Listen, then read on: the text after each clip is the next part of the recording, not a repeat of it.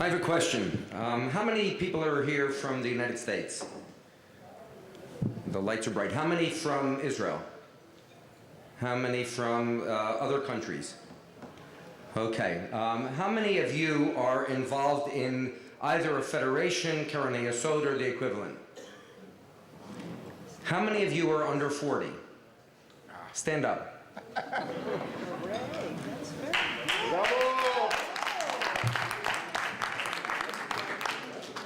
So here's what I want to say.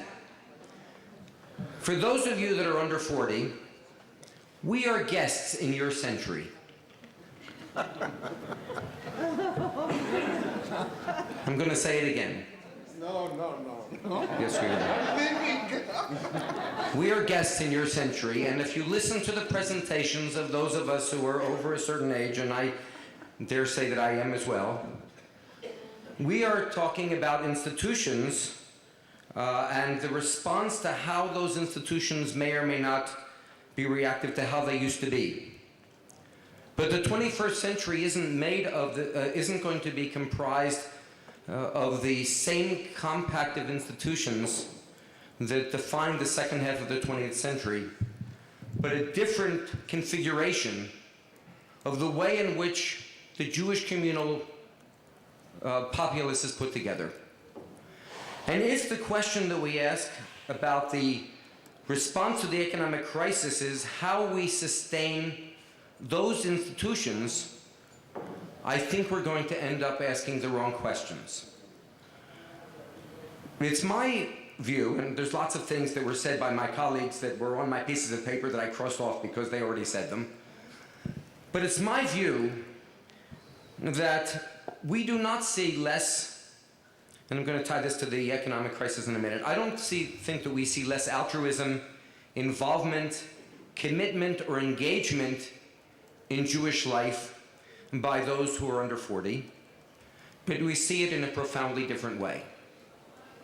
It isn't committed to the same consensus-driven organizations, as was suggested, but I think it understates it. It's very much determined by looking for immediacy and measurable results, and a sense that one's activity, involvement, and resources, human and financial, can make a difference and not just build an institution. The reason I tie this particular observation together with the financial crisis is, ironically, I think that the financial crisis has sped this process along.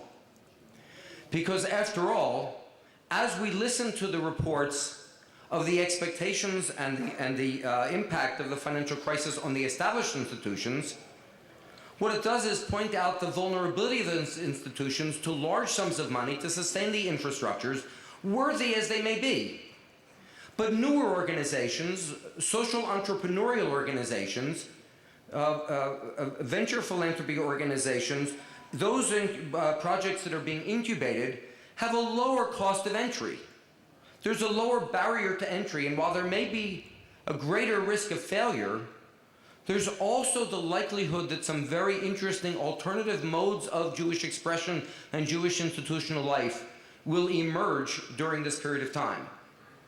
Had the economy continued as it was going to be, there was going to be a great expectation of the startup organizations to sit at the feet of the established organizations and ask for a few shkalim. But as those organizations have to tighten their belt, with a few very real exceptions, most of those organizations don't have a lot of risk capital left to give.